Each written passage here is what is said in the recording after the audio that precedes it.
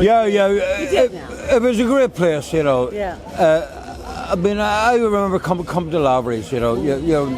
Fuck me, it must have been the fucking 70s, you know. 70s? But here's the thing, right? There was this big thing, like when I first came here, you know. There was here, and then there was another place on up there, which people will know. It was called a club, like, you know. So Friday and Saturday nights was a big fucking thing, you know. What you did was you went to one, you went to the other, and then basically what you did was you found out a party afterwards. Then, you know. So it was all great kinds of stuff, you know. It was too clutch, wasn't it? Oh. This was right in the middle of the trouble. Right. This is the whole time. So it had to be parties. So you're trying to have a good time, at the same time trying not to get yourself killed. You know, which is a handy thing to do. You know. Yeah. So do all that there. You know. Those two. But this place. The reason I'm telling you about this was this is how old it is, because I remember coming to this fucking place, right? When you had to go to the toilet, if it was pissing outside, when you went out to the toilet. When you come back in again, you were soaking. Because there was no fucking roof, man. No roof. That's how old it was. No fucking roof, cared, you know. But nobody cared either. You could buy everything you wanted in the world. You could buy it in the back around. You know what I mean? Really? Well, yeah. All kinds of stuff going on. It was a great. And then you went up to the club, like, you know. This was Friday and Saturday nights was a big fucking thing there. Yeah. I went to Manchester at 68, but I came here for a drink before, so I would have come back here about 81, 82. Started going to here, and then all the big cakes up. And then this place started getting bigger and bigger and bigger, man. You know, but it was a really a great cultural place to go to Lavery's, was it? I mean, the late 80s, or late 70s, early 80s, like, you know, during the Troubles, like, I mean, fuck me, there was all kinds of shit going on in Belfast, as you know, at that time, you know. But people still went on Friday and Saturday nights to get pissed out of their fucking head and go to Lavery's, like, you know. But also people... I remember being in Lavery's one night when I walked in with a friend of mine, like, you know. She basically what you did was in the 70s and 80s, you're on the dole, man, you know. So me and my friends would have gone to the dole, got your money on the bureau that come through. Go to the pub on Friday night, you know, or Friday, Saturday night, going to Lavery's, you know. I remember in the early 80s going into the middle of it. Do you want to hear about this sort of stuff, about trouble stuff that was going on, you know? You want to tell anything about it? Well, I remember going in there completely off our fucking heads, you know. And look, listen, man, all my mates were all into the 80s was just to get off our heads, man, you know. But this will tell you what it was like, you know. Myself and two Rafferty guys that were well known. You know the Raffertys I'm talking about, you know. Came in here one night, but would have been early 80s. Troubles going on, you know. Look, man, we were all off our heads, you know, trying to get a drink, you know. The big thing that we used to drink in those days was tequilas, like we'd be doing that there, you know, right? When we were in, we were locked. We couldn't get out of the place, and we were wondering what the fuck was going on, you know. And it was because there was guns around the place, you know, man. There was, you know, serious shit. Things like that going on, you know. So you're locked in there. You were locked in, you know, which is okay for us because we're off our fucking head. You know. You know.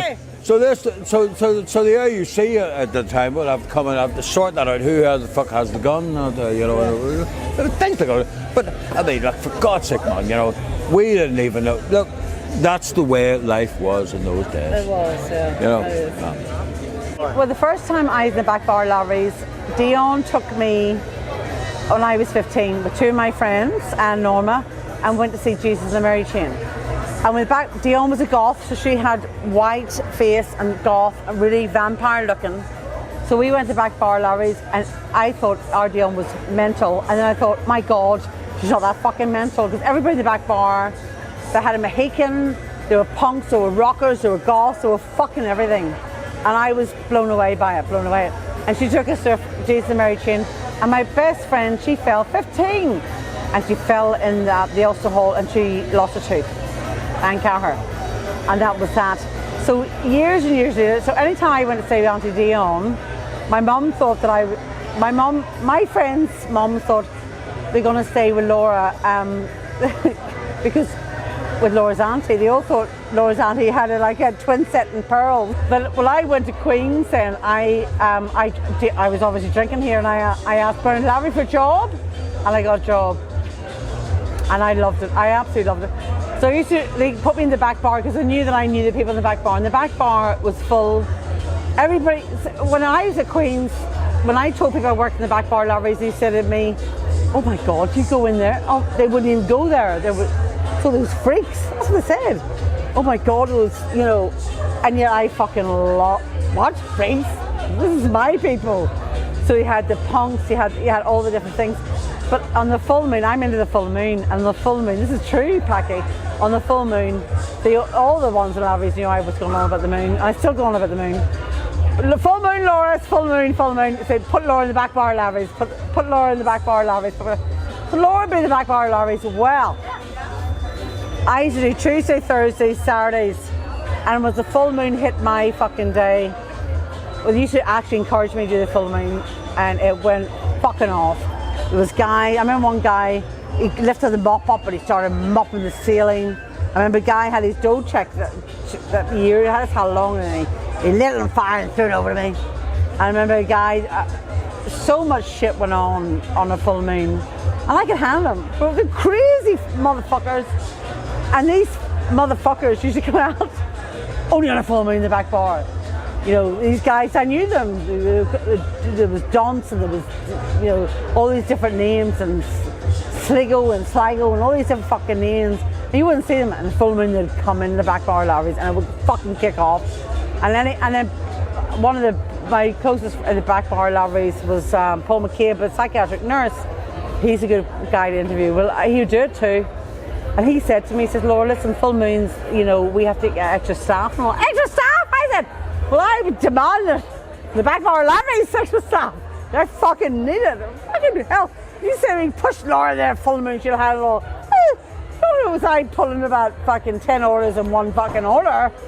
And managing all these fucking maniacs on a full moon. But the thing about it was it was absolutely fabulous because it was just every as I said, every sort of type of thing that was going on. There was none of these fake lips, baboon asses lips, fake boobs, none of that shit. Oh no, fucking no, not ready for that shit. It was just real, raw characters, and all the fucking lunatics, sort of, madness characters, all went there, and that's what I loved, and that's what you loved. That's what we all loved, and that was the whole thing about the back bar, is getting these one bar every night. You came in for a couple of pints every night, and there might have been a party after, might have been this Saturday, but all the people that were that way inclined were thrown out of the box into their fucking, that was the beauty of it. Well, Hippie Jerry, I'm not say his name, well, when he was the, he had hash, he used to have hash, and Lavery's always known you always get a deal, and that was it. And the back bar, Lavery's, there was a Hippie Jerry was there, and a couple of these things, and they used to sell bits at 10 deals, 5 deals, 20 deals, whatever. But you always knew, whatever time of the day, after 9 o'clock, you couldn't come, because Jerry never went out of the house, because I lived with him, not as a partner, as a tenant. Loved him though, like a brother. He didn't go to the bar at 9 o'clock, and you always make sure he always had 8 hash. And years later, people say to me, like, honest to God, when I worked there, you see, you just saw it for years. Jerry's sitting there, and he's a real hippie guy, lovely guy, I have to say, loveliest man in the world. 10 deals, 20 deals, whatever, and everybody knew they'd go back bar Lavery's and get a deal. But I remember what he called, they called new doorman, and I was working the bar, and Jerry, we used to always stay on because Jerry would always say, we used to have lock-ins, and we always had lock-ins. And then we went to some other bar. Because during the Troubles, you couldn't go into the city centre of Belfast. The lock-ins maybe at 1 o'clock, and then it was a house party or whatever. But I remember these new doormen came in, and they lifted Jerry, and they threw this real hippie peace guy, so drugged all his life, only fucking grass or hash. He's a piece, like he wasn't selling fucking synthetic, heroin and fucking all the rest. I suppose he had a chance, he might have, but anyway, he wasn't that type of guy. He was just stoned all the time. He was stoned all the time. And he wanted everybody else to be stoned. That was his thing. But these new doormen come up and they threw him out. And I was working, and I heard that Patsy Lavery come in, and Patsy Lavery says, "Get these doormen up the office." And I remember them. I heard they said, "You never throw that man out." I mean, Jerry was in his 50s. He says that man pays your wages, and I never forget that. From the horse's mouth, Patsy Lavery was the boss. So when I worked in Lavery's 90s, I had never seen technology like this, right? Because what you did then in the 90s, you put the money every couple of hours in like a tube, and there's a sucker up the office. And Patsy Lavery's, the Laverys really trusted me. I loved them. I loved the Laverys family. That's another story. They're lovely, lovely people. "Laura, show me the money, show me the money." And I go, "Hang on, Patsy." And like I was like, wow. I put all the fucking notes in it. A couple of, but he used to ring me up 3 times a night on a Saturday night. "You packed now? Show me the money, show me the money." But Patsy Lavery said, "You never touch that man," because they knew what was going on. But they knew, they're not stupid. He's only selling a bit of fucking hash or selling a bit of grass. He wasn't selling any hard drugs or anything. And that was the whole thing. So you can imagine then the clientele of the back bar was all sort of, everything. But that's what the whole beauty of the back bar was, just all the fucking, people might say now, they're like, what would they say now? Like he would say like, what do they call them now? Nemos or what, I don't know what they call now, these sort of, but they say when you went, "Listen, they used to put me up in the middle of the bar, the student bar." "Oh, boring." It's a girl, no, put me in the back bar. That's what the crack is. That's what always the crack is, the back bar. Why did you go to Lavery's? Because it was every weirdo. That's it. That is it. And I felt I fitted in. I never fitted in the box. And you never fit in the Camera or the White Cross? No, I never fit. No, I didn't. I only. Macy's. So Finbar says to me, "John, watch yourself in that bar." He says, "You can smell the VD in it." Is that what he said? Yeah. He smelled the VD? He said they're all of Not the grass. No. VD? VD. He said they're running around the Royal. Most of them run around the Royal. That's the most put off thing ever. He says that, but then it was like, this guy called John, this is 94. Yeah, 94. And he had long red hair, and he had a blue coat, and he was wearing like suspenders and underwear. He was In the back bar. I never seen like him. No, you wouldn't. Fucking brilliant. So anything went. Anything went. Is that the 80s he had that? Yeah. And was he a legend then? Well, yeah, I don't know whatever happened to him. But like, it was amazing. This big electric blue furry coat. Fuck and off. that's unbelievable. In the 80s? Belfast was brilliant, man. Yeah. It was electric. It was on the bar was only open until 11 though. Aye, And I used to go to the Crescent, Sandy Road, and then the Crescent Arts Centre on a Thursday. Because the trouble is you wouldn't go in the city centre then. I did. Plaza and Delta at the weekend. Aye, but it was sort of cut off, wasn't it? What the time was the barricades to get in. So what do you love about the back bar? What do you love about the back bar? I just loved Madness of it. I just loved it. I just loved it. It was like when you sat in your own group, you didn't really talk to anybody. Yeah. I left here in 1990 and went to live in England. I came back in 93, and it's only when I came back in, like the big Jim Gilmore spoke to me. It's like, you realise you were missing because I seen you again. Yeah. Never knew you. You showed me the back bar in the 80s. Yeah. And then I lived in England in 1990. I came back in 93. Never spoke to we all sat in my cliques. Never spoke to anybody because at that time we're too cool to speak. Too cool. We were. And what sort of clientele were in the back bar there? Oh, we had all sorts of everything. There was the goths, punks. He had chosen two. The bikers. The bikers. Remember the guy, he said about his fingers? Aye. He says you can tell a man's size of a stick by his fingers. And he says, what's my neck? He says, it's short but a stick. Remember you said that to him? Remember that? He's all pleased. He's stuffed. See, we had the bikers and the goths. Yeah, and then the hippies. And the all the And the other thing is, you got gear in the back bar. Yeah. Everybody got. That's the whole thing too. Yeah. G-Tat. I'm not saying any name, but G-Tat. Remember Jim Skin had his own office? Jim Skin had his own office. So it was like where the mops went, but he had a key. And he went in. That's right. That's right. That's right. There's a mop. That's it. And he says, this is the office, come into the office. Come in the office. Murder, give me keys. Oh, this is good old days, what? But do you remember when you took me here, everybody was on the bake cakes? Well, yeah, there was a stairs. That was like outside staircase. Yeah. Everybody was sitting around. Everybody sat on kegs. And on the staircase. So he couldn't feel his toes. And on the staircase. It was electric. It was the best bar by far, you know. You wouldn't even. My friends tried to bring me the box. I went, what the fuck, Rugger Burgers. Get me out of here. Rugger Burgers making sexual comments at you. You know, Monday, Tuesday, Wednesday, you went to Crescent, Sandy Row, and on Thursday, you went to Crescent Arts Centre, which is all the candlelit, and you're talking heads nights, and it was ultra cool. You had to be a member, it was ultra cool, like. And you really didn't speak to anybody because you're too cool. Nobody spoke to anybody. No, remember back in the day. He's self-absorbed. And funny enough, people always say now, oh my God, they're all so self-absorbed now. Yeah, but do you remember standing around going, remember that? We all did that. It was before my time, you know. So you were in the middle of it. Where? I died laughing. Oh, do you remember? It was great crack. It was great. It was good crack. It was.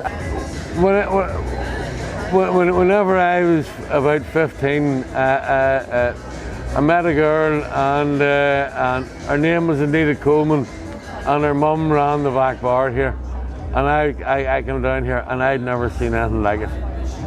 Never seen anything like it. I was a youngster. It was about 1986, but it was as mad as fuck, you know, and it pretty much never left it for years until I did leave it, and I had my back for years. So there's about a 15-year gap. I'm back now, and I would normally say I don't want to talk about it, but I will talk about it. Fucking mental, you know. Out here was just a load of punk rockers. If they weren't drinking cider and beer, they were sniffing glue, you know, or maybe they were sniffing cider and beer and drinking glue. Who fucking would know a fuck? And so that was it. You know, so we ended up lifting the glasses, worked in here lifting the glasses. And then my wife ended up working managing the back bar whenever she was at Queen's. 80s was all punks and everyone running about, go mad. You know, the punks were arriving after we were here. I was here because of my love interest, you know, who was Kit was one of the Lavery family, you know. I was there with the daughter, and the daughter said, so I was here. But I remember the toilets outside were outside, men's toilets. You walked out of the building, and there was a lovely urinal in the yard. And the fucking rain and the snow falling down and landing on your junk. You know, nobody wants snowy junk. Do you know what I mean? So you did what you did and you had to get back in again. You know, snowy junk's for nobody. But that time the music was going you know, everyone was eat off their bake, everyone was running about. I used to park my car exactly where you're standing. Look at this here. We used to drive up here. We used to race cars up and down, and motorbikes up and down here, and people laughing and jumping out of the way. Can you imagine doing that nowadays? You go to jail. That's a hate crime. Pub empty racing. Go on, man. Yeah, so that's what he did. And then whenever Laura finished her Queen's and she left here, and that was it. And we sort of moved on, you know. But there were some brilliant things. We've seen people in the front bar doing drug deals and running outside and seeing a police car sitting there and thinking it's a taxi and jumping into the back of the fucking taxi, you know, and the cops going, we're waiting on you anyway, you know what I mean? Like, you know, what the fuck, you know, people are dumb, you know, drinking is dumb, you know. I remember the very, very first night that you were allowed to have a drink after 11 o'clock, you know, and it was a big affair. Fucking hell, you're allowed to drink after 11 o'clock, you know, and they moved the last orders to like, somebody's dropped a couple of bottles of beer, obviously. Some Millie's handbags fell off, you know, and sitting there. And the cops coming in and going, now lads, tell you what it is, right, you know, there's a bomb down the stairs and everybody has to go. And they're going, you can't fucking make us. Oh, we can. They're going, what? And I said, what? You gotta get out. I'm not going out until I finish my pint. And they're going, there's a bomb in the fucking bar. You've gotta get out. And they're going, you can't make, yes we fucking can make you get out. So the next thing, there was 3 people arrested. Right, because they wouldn't leave the bar because there was a fucking bomb in the bar. What the fuck is that about? You know, turned out it wasn't a bomb. It was a rucksack full of drugs that people had ran away from whenever they seen the cops coming. But that was it. I came from the northeast of England in 1985 as a student. 85 in Queens, did you? I was at Jordanstown, please. I failed my A-levels. So I remember filling in my application form for the clearing system and almost crossing out the I and straight to the I for Northern Ireland, but no. Anyway, they gave me an offer to come over here, and so What year was that? 1985. Right. And, in the middle of sort of shit. So it was. There was a lot of shit happening. It was the year. It was the year of the Anglo-Irish Agreement. So Paisley standing in front of the City Hall saying never, never, never. Anyway, you said, first night was at the Union in Georgetown. Second night I came to Belfast and had the pleasure of coming to Lavery's bar that night, and it was like, that is all right. This is great. And it was very thin at the time, so you had a small pot downstairs and the back bar, and the back bar was full of all the guys who had spiky hair, wearing black clothes, and into punk music and all that sort of stuff. But it was it was just different. So I remember it was the guy who was running at the time was Charlie Lavery. And he's lovely, big, tall man. Like I'm tall enough. I'm over 6 foot. He was a good 2 or 3 inches taller than me. And he'd walk around the bar, being nice to people, and then trying to get everybody out at the end of the night. And then when there was a sort of a bomb scare or something like that, back in the day. You probably know what was going on. Oh well, nobody knew what was. Well, everybody knew what was going on, but they didn't care.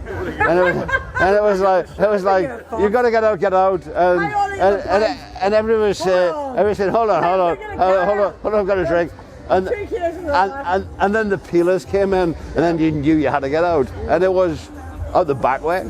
Yeah, you had to come out the back way because there might have been something. You had to come through the back bar, through all the spiky head, makeup, black clothes punks. And but you had the bikers and all that. You had fucking everything then.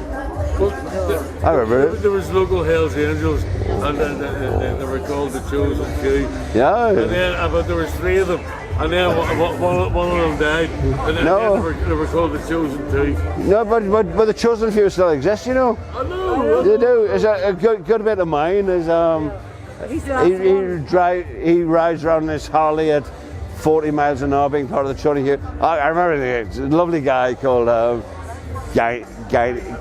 Bill Guinea, who would have been here all of the time. Oh, Guinea's just I love seeing like now you look at all the photos of all the punk times in Belfast, and in nearly every fucking photo, Guinea's there. Guinea's in the middle of Yeah. So back in the day, I'd come over from England, right? Yeah. And our culture was you have a drink in a bar, and then you go to another bar, and then you go to another bar. And there's only 4 or 5 bars here that you go to. You remember the old Golden Mile, which started at the Crown and Robinson's, and then came up here.